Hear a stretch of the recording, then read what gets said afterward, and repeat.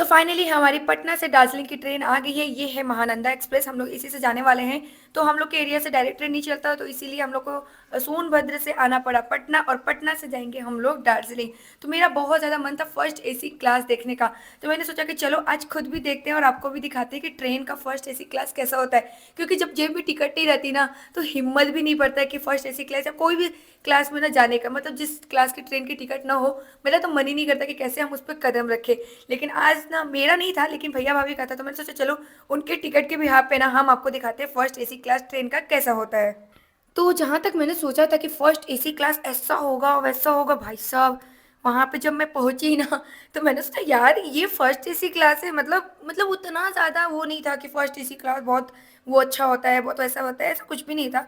मुझे लगता है कि शायद ट्रेन के ऊपर भी डिपेंड करता है। तो ये महानंदा एक्सप्रेस है। महानंदा एक्सप्रेस की फर्स्ट एसी क्लास आपको दिखाती हूँ कि कैसा है।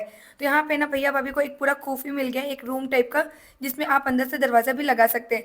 तो इसमें दो सीटर है, एक ऊपर और एक नीचे, और इधर मिरर लगा हुआ है बस। और यही है फर्स्ट एसी क्लास। मैंने सोचा यार बहुत अच्छा होगा, बहुत अच्छा चेयर वगैरह होगा, सोफ़ा वगैरह होगा, बेड वोड लगी होगी। तो मैंने बस ये सब सोचा था, लेकिन ऐसा कुछ नहीं है। यहाँ पे आपको एक कुफ मिल गया था इनको, और एक ऊपर बैठने वाला सोने वाला, एक नीचे सोने वाला, दो लोग के लिए आराम था। ये था कि चौड़ा सीट था, कंफर्टेबल में आराम से सो पाएगा आदमी। और यहाँ पे बड़ा सा मिरर लगा हुआ था जहाँ पे आप मेकअप वगैरह कर सकते हैं। पीछे भी एक मिरर लगा है, सामान रखने वाला है। तो यही है first AC class Mahananda express का। तो मेरा बहुत ज़्यादा मन था देखने का, तो हमने यहाँ पे देख लिया और आपको भी दिखा दिया। अब चलिए आपको दिखाते हैं हम किस बोगी में, यानी कि हमारा कौन सा क्लास है। यहाँ पे अंकल जी अपना कंबल तकिया चादर लेकर आ गए हैं। अब हम लोग यहाँ से चलते हैं, क्योंकि इन लोग को आराम करने देते, क्योंकि ट्रेन छूटने वाली है। और कॉन्सिडेंस की बात है कि इसी के जस्ट आगे वाली बोगी में हम लोग का भी था, यानी कि सेकेंड एसी क्लास में था।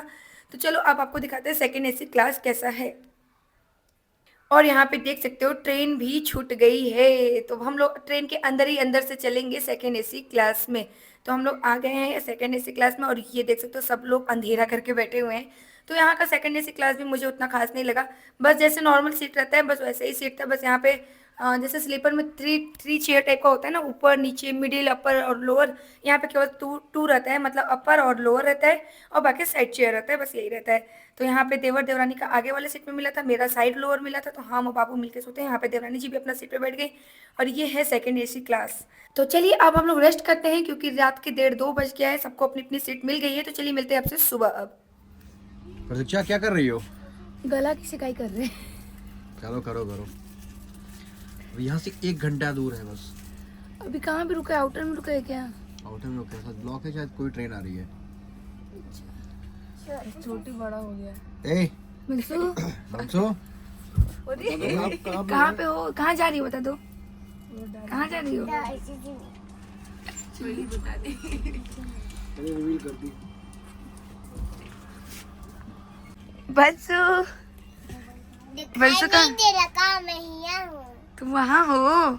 ऊपर क्या कर रही हो? ऊपर बैठे आराम से। 2 ठो बंदर बैठे, एक नीचे और एक ठो ऊपर ऊपर। नीचे कौन है?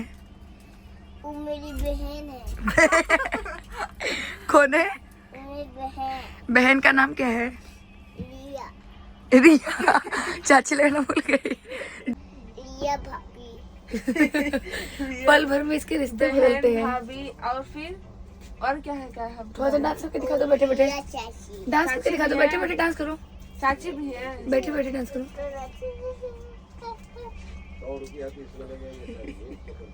आया अपना चोटी दिखा, चोटी दिखाओ। क्या छोटी है? साड़ी ले आइए, एक 100 एक 100। 100 रुपए में साड़ी नहीं। 100 रुपया में साड़ी दिखाइए। देखिए लीजिए देखिए। अरे नहीं नहीं नहीं नहीं चाहिए, नहीं चाहिए, नहीं मुझको। करी बेटा। ये पिंटू भैया का पर्स का। क्या चीज? ये पिंटू भैया का बैग है। हाँ किसका? पिंटू भैया। तो गाइस फाइनली 1 घंटा डिले के बाद, यानी कि 2:50 पे था सिलीगुड़ी के लिए, लेकिन 3:30 बज गया और हम लोग 3:30 बजे पहुंचे सिलीगुड़ी स्टेशन पे और यहाँ से गाड़ी बुक करके जाएंगे दार्जिलिंग के लिए, क्योंकि यहाँ से फिर ट्रेन या कुछ भी नहीं चलता है तो गाड़ी बुक करके ही जाना पड़ता है।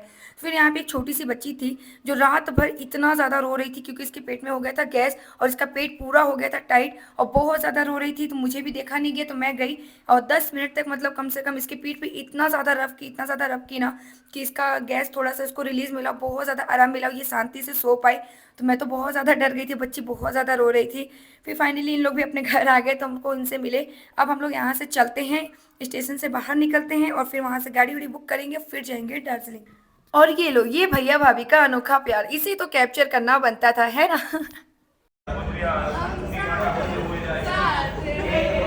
देखो बसु, देखो देखो बसु, मम्मा देखो। टेढ़ा ही कर लो ना, टेढ़ा करके ले चलो। तो यहाँ पे इतना ज़्यादा लगेज हो गया था ना तो बाबू को बैठा दिए हम लोग ये सूटकेस पे और उसको चलाते चलाते चल रहे। तो ये है सिलीगुड़ी स्टेशन का बाहर का व्यू। तो चलिए अब हम लोग सब लोग वेट कर रहे हैं यहाँ से गाड़ी बुक करने का, क्योंकि बहुत सी गाड़ियाँ होती है तो सबसे अपने बजट में बात करके गाड़ी बुक करना है। फिर यहाँ से हम लोग को चलना है दार्जिलिंग। तो यहाँ पे हम लोग वही वेट करते करते, एक अंकल थे वो बोले कि 1 घंटा रुकिए, गाड़ी उड़ी आ रही है। तो यही वेट करते करते फाइनली हम लोग को गाड़ी मिल गई और हम लोग यहाँ से निकल गए। तो यहाँ से बस शुरुआत हो गया चाय का बागान देखने को। तो ये देख सकते हैं जितना पीछे आपको बागान दिख रहा है ना, ये पूरा चाय पत्ती का बागान है और ये तो यहीं से शुरू हो जाती है। ये पूरा बहुत ज़्यादा अच्छा लगता है, ये व्यू लगता है कि पूरा एकदम पीछा हुआ है। फिर यहाँ पे सामने दिखने लगा दार्जिलिंग का पहाड़, कितनी ठंडी ठंडी हवा आ रही थी और पहुँचते पहुँचते हम लोग को हो जाता है रात। तो फिर यहाँ पे हम लोग सब लोग बैठे थे और बहुत जोर की सबको भूख लगी थी, क्योंकि ट्रेन में भी हम लोगों ने कुछ नहीं खाया था। फिर हम लोग सोचे कि चलो यहाँ पे भैया लोग क्या करते हैं ना, जो गाड़ी लेके जाते हैं तो वहीं पे इनका होटल पहले से फिक्स रहता है तो वहीं पे खाना खिलाते हैं। तो यहाँ पे देखो कितना प्यारा सनसेट हो रहा था, मुझे बहुत ज़्यादा अच्छा लग रहा था। मतलब यहाँ से ना पूरा रास्ता देखने लायक होता है। फिर फाइनली हम लोग आधे रास्ते में रुके, यहाँ से अभी 35 किलोमीटर दूर है दार्जिलिंग। फिर यहाँ पे हम लोग एक होटल में रुके, यहाँ पे बहुत ज़्यादा अच्छा खाना मिलता है। सबसे अच्छी बात है कि बहुत ज़्यादा सस्ता भी मिलता है। तो सबसे अच्छा खाना मुझे हम लोग को यहीं का लगता है। हम लोग सेकंड बार आए तो सेकंड बार भी हम लोग यहीं पे खाना खाएं। फिर खाना वाना खाने के बाद यहाँ से निकल गए, रात हो गई। अब हम होटल में रुकेंगे, होटल में रुकने के बाद आपसे मिलेंगे सुबह। तो ये है दार्जिलिंग की पहली मॉर्निंग, जो हम लोग के होटल के बाहर का नज़ारा है। तो गाइस यहाँ देखो सन सीधे हम लोग के रूम के बाहर, और क्या ठंडी पड़ रही है भाई साहब, यहाँ पे बहुत अच्छी खासी ठंडी पड़ रही है। तो चलो हम लोग दिखाते हैं कि हम लोग क्या कर रहे हैं। क्या कर रही हो बंसो? चोटी बनवा रही हूँ। चोटी बनवा रही हो? चोटी बनवा रही हो? कहाँ जाना है? उधर मुँह करो बेटा, कहाँ जाना है? घूमने। घूमने जाना है? अरे तुम तो लिपस्टिक में लगाई गुट्टू। गुट्टू काजल भी लगाई है। लो। ऐसा नजारा देखो कितना सुंदर लग रहा है। ठंडी लग रही है बाबू, स्वेटर पहनी है। ठंडी लग रही है? नहीं। हैं? स्वेटर पहनी। स्वेटर पहन ली है ना इसीलिए। देखिए हो गया? हो गया, बता दो। तो चलिए अब आपसे मिलते हैं नेक्स्ट ब्लॉग में। तो आप लोग जरूर देखना कि हम लोग यहाँ से कहाँ गए और क्या क्या किया।